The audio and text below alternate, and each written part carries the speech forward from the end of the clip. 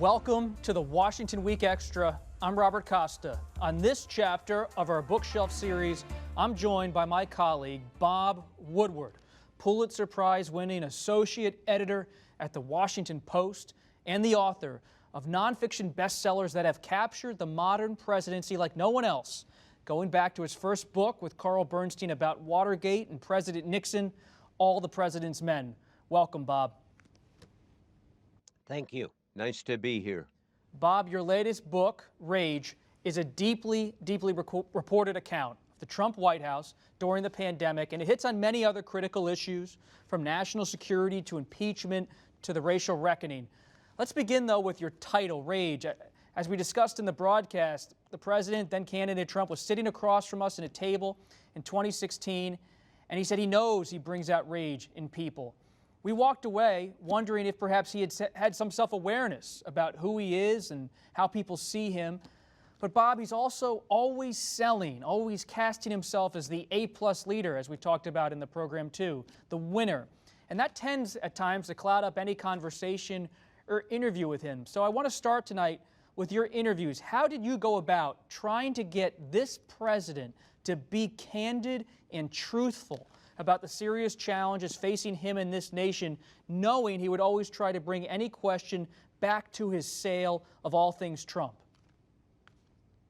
Well, first of all, it started before the virus really struck. It was in December when I went into the Oval Office and took my tape recorder out and plunked it down on the desk and said, "This is all for history. I'm going to do a book that comes out before the election." And so I was able to get what he was really thinking. We did over 9 hours of interviews, which you know is extraordinary with anyone but a sitting president, over 10 months. And so I could prepare, and I would call him, or he would call me at unexpected times of the night.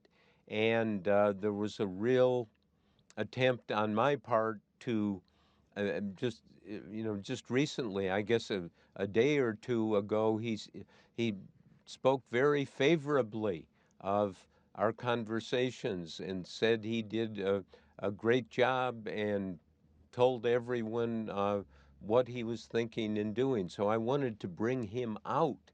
And as you know, with Trump, if you keep coming back and re-ask the question and have some new material to present to him, he will engage. And he engaged with me in a way you've read through the book, and you realize that he really, we covered all the areas out there, the politics, the history of it, what he really cared about. And so it's a profile of him, I believe. Bob, you've had time now to reflect in several interviews, but as you sit back on Friday night here and look back at the book and the coverage of the book, which part of the book do you believe deserves more attention? What's important that maybe hasn't made a headline? Oh, wow. I mean, there's so many, it turns out there's so many headlines in it. He's in the process, and I was quite frankly surprised he was willing to do this. But when I did my first book on him, which I didn't talk to him, he wouldn't do it. It was a process of drawing him out, and he wanted to talk. He wanted to, many times he said, where's this going to go? What's happening? And I would just press on with the questions, and it is the entry into his mind, I believe, as much as you can, because we covered the full range of subjects. Bob, what did you learn about him that you didn't know before? He's one of the most famous people in the world. His personality is well known. But when you're on the phone with him, does the character, the persona of President Trump fall away a bit? Is he different in those late night calls than he may be sitting behind that resolute desk in the Oval Office? Yes, he is, because he would allow me to keep pressing on questions, and it was an opportunity to dig into what he really thought. And of course, you always wonder whether you're getting the real thoughts, but I think I did many, many times. And it was what a time. 10 months reporting this book, having all these conversations with him, other people, other sources I had, other officials. It opened up the White House and the Pentagon and the State Department, and just in a way that I rarely have had access to. So it's kind of what I guess I would call a total universe portrait of him, and it's jarring. It's particularly on the virus issue, because the let me go back to the January 28th meeting in the White House, when his national security advisor O'Brien laid out directly to him, said, "Look, this coming issue of the virus is going to be here," and Matt Pottinger, the deputy, laid out the details, and he had contacts in China and was really able to tell the president in a very convincing way that this is coming here. And the president took that in. This was a top secret meeting. Was not a meeting where the doctors attended, and the description, it's the first scene in the book, it's the prologue, and it really takes you right at that moment when the president is learning that what's the virus that is coming is going to be a matter that, as Pottinger told him, said, "Look," made it very, very clear that the death rate is going to be extremely high. He compared it to the flu pandemic from 1918. Bob, when you think back to that exchange you reported on in January, your February call with President Trump that's gotten so much attention, when he acknowledged he knew the virus would be deadly and airborne, you end this week with a book that's shaping the way people are seeing this president just weeks before the election.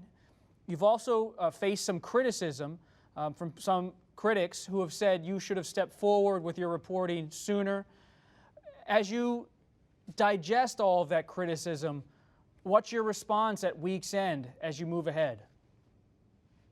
Well, first of all, I did not know what, when he told me early on that this, I mean, he just laid it out in early February to me, at a time when the virus was on no one's mind. In a very clear way, he said, "This is coming," and I didn't know what it meant, because the virus was, it really didn't exist. There'd been no deaths in the country, and so I moved on and tried to figure out exactly what was going on beforehand, and I chased it down and discovered many months later, not until May, that actually he knew all of this early on at the end of January. So, you know, as you know, I have access to editors at the Washington Post where we both work, and I could have gone and said, let's do a story, but I did not see that there was a story because I did not know the full story and learned it really only in May. Bob, you've been covering presidents for 50 years. When you look at President Trump and evaluate him, you write at the end of the book he's the wrong man for the job. But beyond that assessment, Bob, how does he compare to other presidents you've reported on up close? Well, he has got such a large ego. He wanted to, I think, influence me in all of this, and I promised I would listen to him. But he can deny anything, you know, without batting his eye. So you had to dig into it and explain, you know, what's he really up to. And as we learn in journalism, you are a reporter. You're not a psychiatrist, and I wanted to. I learned very early from my old boss, Ben Bradley, the editor of the Washington Post during Watergate, that you just kind of plow on and gather as much information as you can. And Trump, it's not that he was necessarily in denial. He was so interested in projecting his own version of reality. And it took me some time, quite frankly, to dig into it and to tell the full story. Where do you think American democracy is, Bob, after sitting in that Oval Office, sitting on those phone calls? Where is this nation if this man you've deeply covered is in the Oval Office and we're now facing a Supreme Court vacancy and an ongoing pandemic? Where is this country at? Well, we're going to have an election. It's going to be very confusing. It's going to be hard to tell who is the winner, and Trump has thrown all kinds of roadblocks. I was just listening the other day to somebody talking about Michigan and saying, well, under their law, after they have 30 days after the vote this coming November 3rd to turn in their final results. And so, you know, what is that going to mean? It's going to be, I think, a level of political and moral chaos that perhaps we have not experienced in this country for decades, if not longer. And what happens to all those tapes, Bob? We appreciated you sharing some of the tape tonight on Washington Week. Much appreciated. 9+ hours. What do you do with all of that? Well, I'm as my publisher of the book tries to emphasize to me, we're selling a book, not audios. And we are, and only by putting the pieces together in the book can you figure out what's really going on, what Trump is saying, what the other players are doing here. There's a full portrait of people very close to him, and we have, at least for me as a reporter, I look at it. You never get absolute, you know, tapes on everything and the full story, but it's what we used to call the best obtainable version of the truth. I love that phrase, and you and Carl Bernstein have used it for years. And final question, Bob. One part of the book I really thought was compelling and deserves more attention. The sections on Rex Tillerson, the former Secretary of State, the section on Dan Coates, the sections on Jim Mattis, all of these top national security officials, administration officials, cabinet members Deep reporting here, Bob, a lot of it on background, without revealing any sourcing, of course. Do you expect some of these figures to speak up like the aide to Vice President Pence did this week and put their names out there on the record in the weeks before the election?